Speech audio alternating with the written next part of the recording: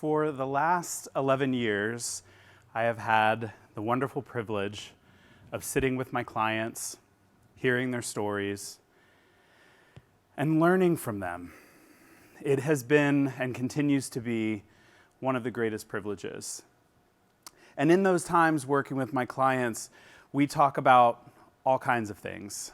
We talk about the very best parts of life.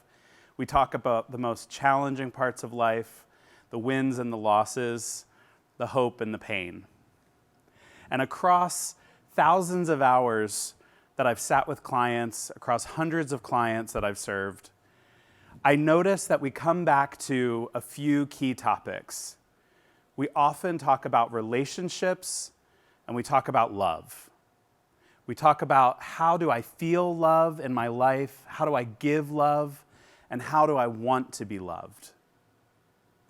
And I've learned over this decade of clinical work, and I'm just getting started, I have a lot of time left in me, but I've learned already that when we are socialized to think about love, we get some really complicated messages. We're given different messages to understand love based on who we're loving, who's giving the love, and how much we're supposed to give. So let me ask you a question. If you have a baby, this baby comes into your life, you're taking care of it, you're changing it, you're feeding it, you're keeping it warm, you're watching it grow, and your heart just expands with love. And you feel that deep in your bones and in your soul. And then maybe a few years later, you have a second child. What happens to your love? Do you have to divide your love to give part of it to one child and part of it to the other? No, our love can expand. Another idea. What about the college best friend? First week on campus, you're just getting settled in the residence hall, you don't know where to find food, you don't know how to find a party, but you meet one person and you hit it off, and for those years of university, they are your ride or die. They have become your best friend. You travel together. Maybe someday you hold those babies that you bring into the world together. So what does this mean then for your childhood best friend who's back at home? The one that went to another university, but was the one you went to elementary school with, went to the school dances with, had your first breakup, your first falling in love. Does your love have to be split between these two best friends based on different parts of your life? I don't think so, and that's not what my clients have told me. Our love can be different for different people that we meet and different ways that we feel about them. So in our lives, we're given these messages of family love and friendship love. Family love can grow and expand to encapsulate a whole family. Friendship love can be different, unique for each person. But then we come to a sticking point. What have we learned about romantic love? Romantic love is this idea in our society that you give it to one person and then you never let anyone else have any of it. Unless you end that relationship through a breakup or divorce, maybe turmoil, and then your love is ready to give to someone else. Why is romantic love given a different category? Why can't romantic love expand or be different or grow and change? And we hear it from the rhymes on the playground, right? Sam and Sarah sitting in the tree, Kissing.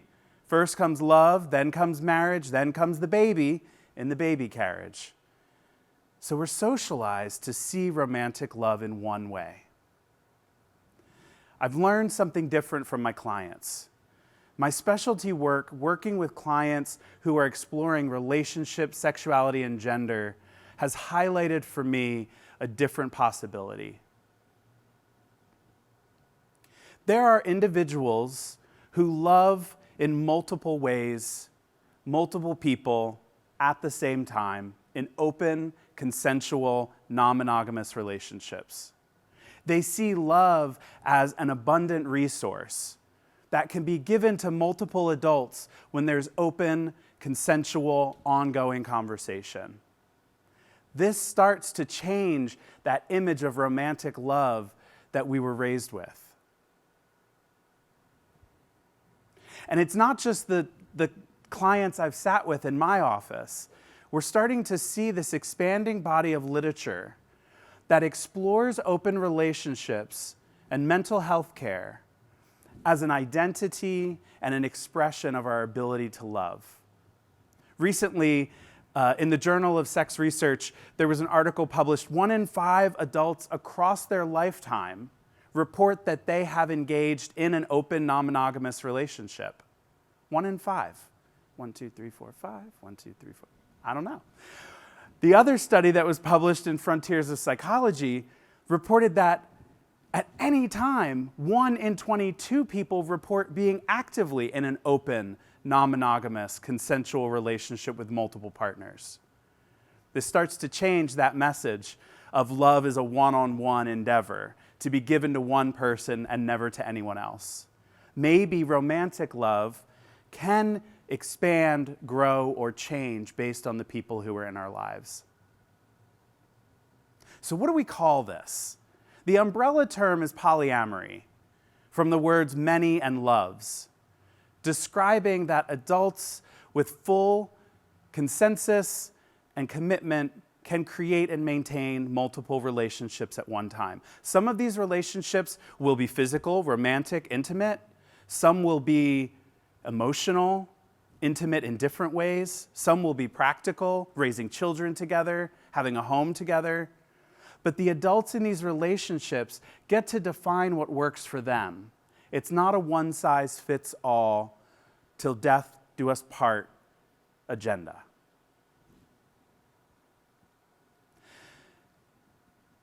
I've learned a little bit over the years, working with my clients and families and couples.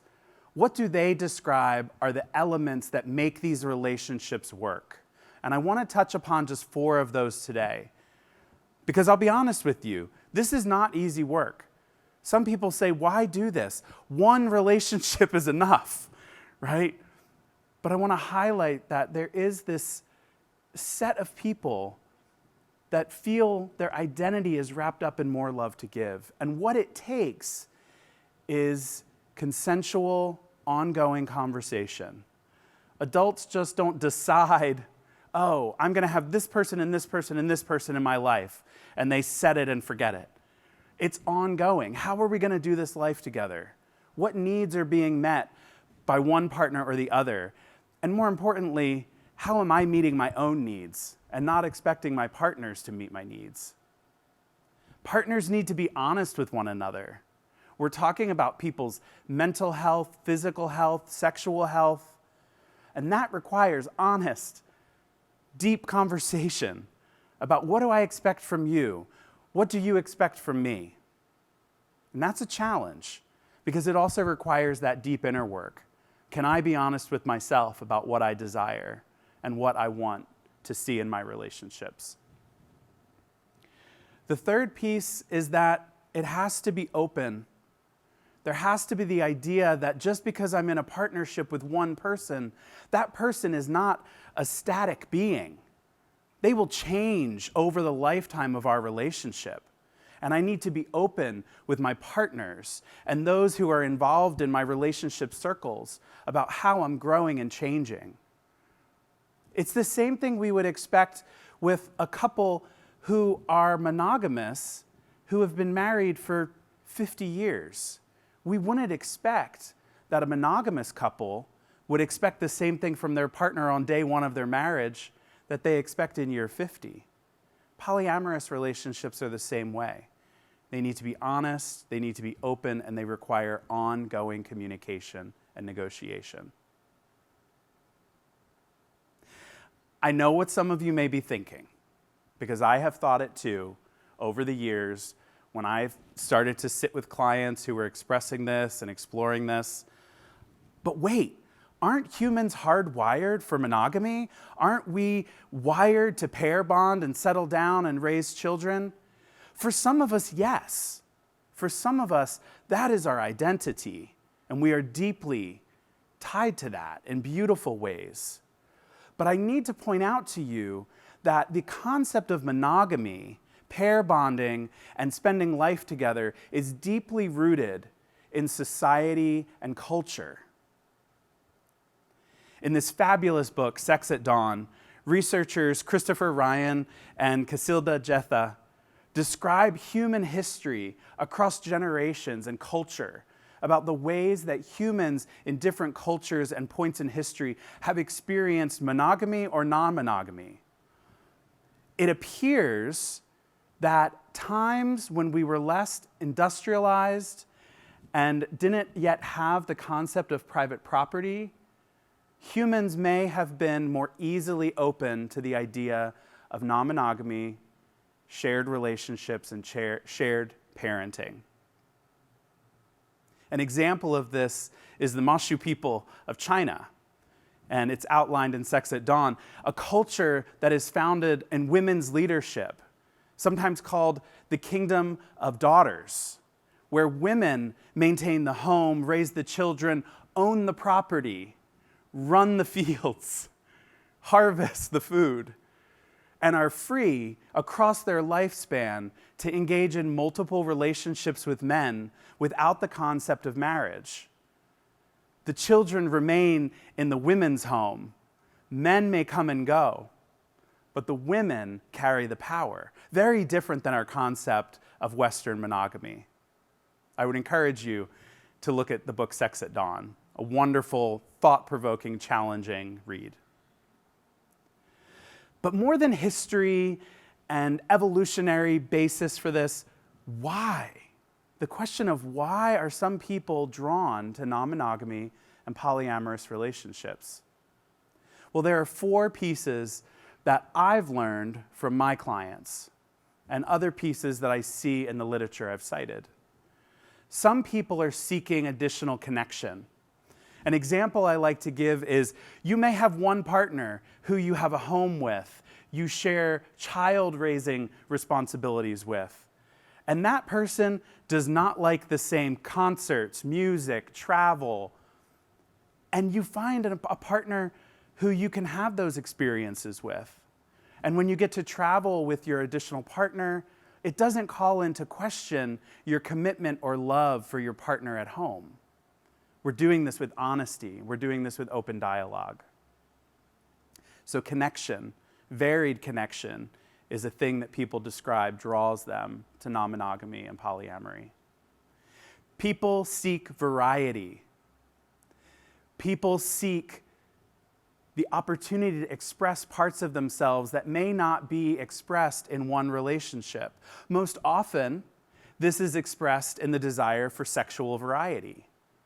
You may have been in a very long relationship with someone, and maybe early on, the sexual relationship was passionate, and it was hot, and every bit of it was fulfilling.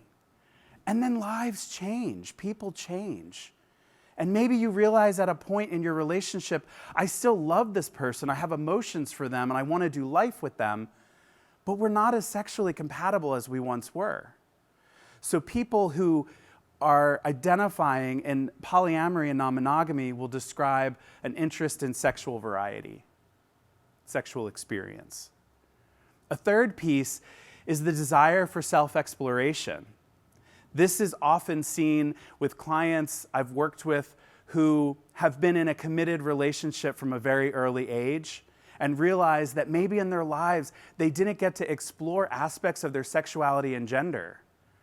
And now, as they're coming into midlife, or even sometimes very early life, your 20s, your 30s, you're going, what else?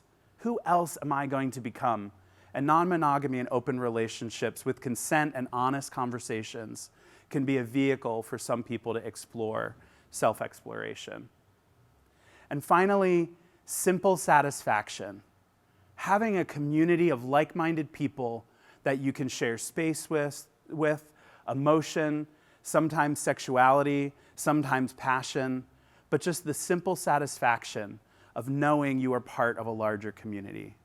These are 4 beautiful variables that I've heard time and time again referenced with people who are non-monogamous or polyamorous. My talk would not be complete if I didn't reference this takes a lot of work. This is something that people do not take lightly.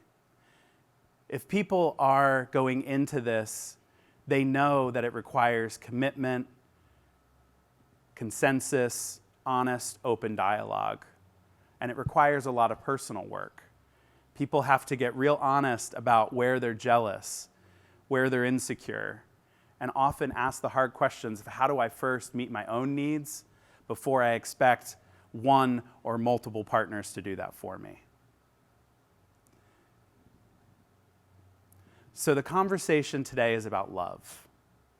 And I want to leave you with the idea that maybe when you meet someone and they tell you they're non-monogamous or they're in open relationships or they're polyamorous, you'll be able to stop and think, this is not someone who is taking this lightly, but someone who is telling you a bit about themselves, that they're willing to do some deep emotional work, have open and honest conversations with their partners, and that they're willing to explore who they are as a human, who they are as a gendered person, who they are in their sexuality, and they're telling you about the kind of relationships they want to have with the world.